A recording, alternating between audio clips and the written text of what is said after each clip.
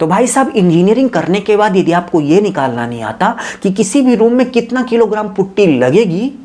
नमस्कार, आप सभी का बहुत बहुत स्वागत है। आज का वीडियो यदि आप पूरा देखेंगे तो आप किसी भी रूम में कितना किलोग्राम पुट्टी लगेगी इसको निकालना बहुत ही आराम से सीख जाएंगे। तो चलिए देखते हैं कि 10 बाई 12 फीट के रूम में टोटल कितना किलोग्राम पुट्टी लगेगी, इसका कैलकुलेशन हम कैसे करेंगे। तो यदि आप 10 बाई 12 के रूम में कितना किलोग्राम पुट्टी लगेगी इसका कैलकुलेशन करना सीख गए तो आप इस दुनिया के किसी भी रूम में कितना किलोग्राम पुट्टी लगेगी उसको निकालना बहुत ही आसानी से सीख जाएंगे।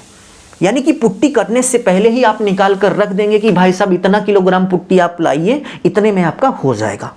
तो चलिए एक एक करके शुरू करते हैं। तो सबसे पहले आप देख सकते हैं कि किसी भी रूम में 1 2 3 4 यानी कि 4 दीवारें होती हैं और इसके साथ साथ सीलिंग यानी कि ऊपर का जो पार्ट होता है उसको हम सीलिंग बोलते हैं, इसमें भी पुट्टी होती है। तो पुट्टी का कैलकुलेशन करते समय सीलिंग का भी कैलकुलेशन करके निकालना होता है कि सीलिंग में कितना पुट्टी लगेगी, यानी कि घर के अंदर की चारों दीवारों में और इसके साथ साथ सीलिंग में कितनी पुट्टी लगेगी इसका कैलकुलेशन आपको एक रूम की पुट्टी निकालते समय करना पड़ता है। और यहाँ पर हम घर के अंदर की पुट्टी का कैलकुलेशन करना बता रहे हैं। यदि आप घर के अंदर की पुट्टी का कैलकुलेशन करना सीख जाएंगे ना भाई साहब, तो आप बाहर का तो यूं चुटकी में आप निकाल के रख देंगे। तो चलिए शुरू करते हैं। सबसे पहले हम पहली वाल का एरिया निकालेंगे। तो ये हमारी पहली वाल है, इसकी जो टोटल लंबाई है यानी कि यहाँ से लेकर यहाँ तक जो लंबाई है वो 10 फीट है और दीवार की जो टोटल ऊंचाई है वो भी 10 फीट है। तो पहली वाल का हमें एरिया निकाल लेना है। तो एरिया निकालने का फॉर्मूला होता है लेंथ इंटू हाइट। तो इस दीवार की जो टोटल लेंथ है वो 10 फीट है इंटू और इस दीवार की टोटल जो हाइट है वो भी 10 फीट है। दोनों का हम गुणा कर लेंगे तो हमें इसका एरिया पता चल जाएगा। तो गुणा करने के बाद 100 स्क्वायर फीट आएगा। तो 100 स्क्वायर फीट इस दीवार का एरिया हो गया। इसी तरीके से यदि हम सेकंड वाल की बात करें तो ये हमारी सेकंड वाल है। तो इसकी अंदर अंदर यहाँ से लेकर यहाँ तक जो टोटल लंबाई है वो 10 फीट है। तो 10 फीट हम यहाँ पर लिख दे रहे हैं और इसकी जो टोटल ऊंचाई है वो भी 10 फीट है। तो दीवार की लंबाई और ऊंचाई का हमने गुणा कर लिया तो हमें दीवार का दूसरी दीवार का एरिया पता चल गया जो कि 100 स्क्वायर फीट ही आएगा। नेक्स्ट यदि हम थर्ड दीवार की बात करें तो ये हमारी थर्ड दीवार है। यदि हम इसके टोटल लेंथ की बात करें तो यहाँ से लेकर यहाँ तक इसकी जो टोटल लंबाई है वो 12 फीट है और इसकी जो टोटल ऊंचाई है वो 10 फीट है। तो इसका हम एरिया निकाल लेंगे तो दीवार की टोटल लंबाई 12 फीट हो गई इंटू दीवार की हाइट 10 फीट हो गई। दोनों का आप गुणा करेंगे तो 120 यानी कि 120 स्क्वायर फीट आ जाएगा। इसी तरीके से यदि हम चौथी दीवार की बात करें तो ये हमारी चौथी दीवार है। इसकी यहाँ से लेकर यहाँ तक जो टोटल लेंथ है वो 12 फीट है। तो इसकी टोटल लेंथ हम 12 फीट लिख लेते हैं इंटू इसकी जो टोटल ऊंचाई है वो 10 फीट है। तो इसकी टोटल ऊंचाई हम 10 फीट लिख लेते हैं। इन दोनों का गुणा करने के बाद हमें इस वाली दीवार का टोटल एरिया पता चल जाएगा। तो गुणा करने के बाद 120 यानी कि 120 स्क्वायर फीट आ गया। तो इसी तरीके से आप सबसे पहले चारों दीवारों का एरिया निकाल लेंगे। चारों दीवारों का एरिया निकालने के बाद नेक्स्ट स्टेप में आपको सीलिंग का एरिया निकालना पड़ेगा। तो किसी भी रूम के फर्श का जो एरिया होता है उतना ही सीलिंग का एरिया होता है। तो सीलिंग का एरिया निकालने के लिए सिंपली आप लेंथ और ब्रेथ यानी कि रूम की लंबाई और चौड़ाई से गुणा कर देंगे तो आपको पता चल जाएगा कि टोटल उसकी सीलिंग यानी कि ऊपर की जो सीलिंग होती है उसका एरिया कितना होगा। तो यहाँ पर आप देख सकते हैं कि घर की जो टोटल लंबाई है वो 12 फीट है। हम यहाँ पर 12 फीट लिख देंगे इंटू घर की जो टोटल चौड़ाई है वो 10 फीट है। तो हम यहाँ पर 10 फीट लिख लेंगे। इन दोनों का गुणा कर लेंगे तो हमें सीलिंग का एरिया पता चल जाएगा। गुणा करने के बाद 120 यानी कि 120 स्क्वायर फीट आ गया।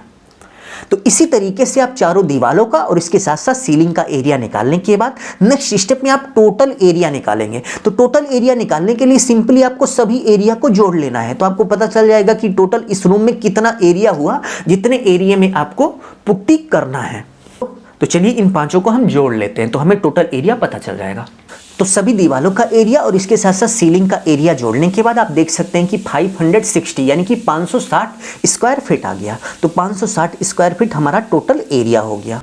तो टोटल एरिया निकालने के बाद नेक्स्ट स्टेप में आपको डोर और विंडो का एरिया निकालना पड़ेगा। तो आप देख सकते हैं कि इस रूम में एक डोर यानी कि एक दरवाजा यहाँ पर लगा हुआ है और दूसरा दरवाजा यहाँ पर लगा हुआ है। तो सबसे पहले आपको डोर का एरिया निकालना पड़ेगा। तो यहाँ पर जो डोर लगा हुआ है उसका जो साइज है वो 3 फीट बाई 6 फीट है। तो इन दोनों का हम गुणा कर लेंगे तो हमें इस दरवाजे का एरिया पता चल जाएगा।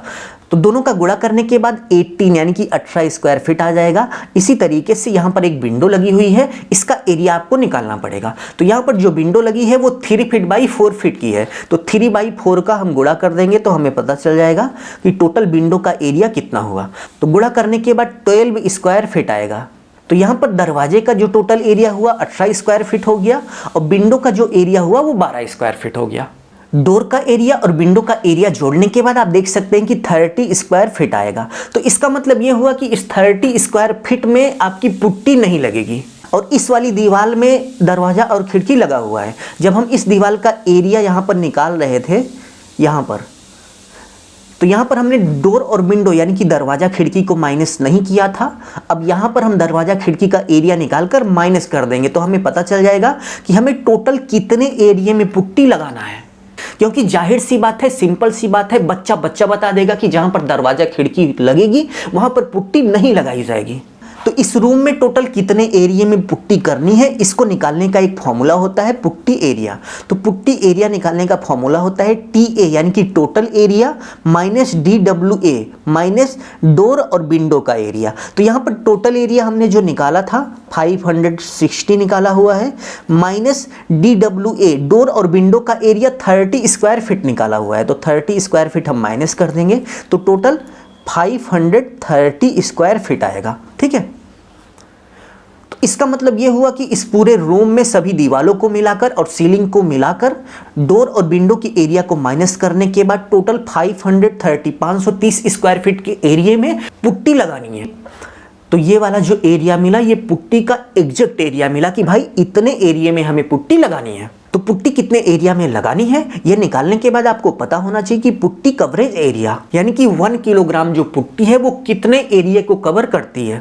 तो भाई साहब 1 किलोग्राम जो पुट्टी होती है वो डबल कोट में, ध्यान दीजिएगा कि पुट्टी हमेशा डबल कोट में होती है। ठीक है, तो 1 किलोग्राम जो पुट्टी होती है वो डबल कोट में 10 से 15 स्क्वायर फीट का एरिया कवर करती है।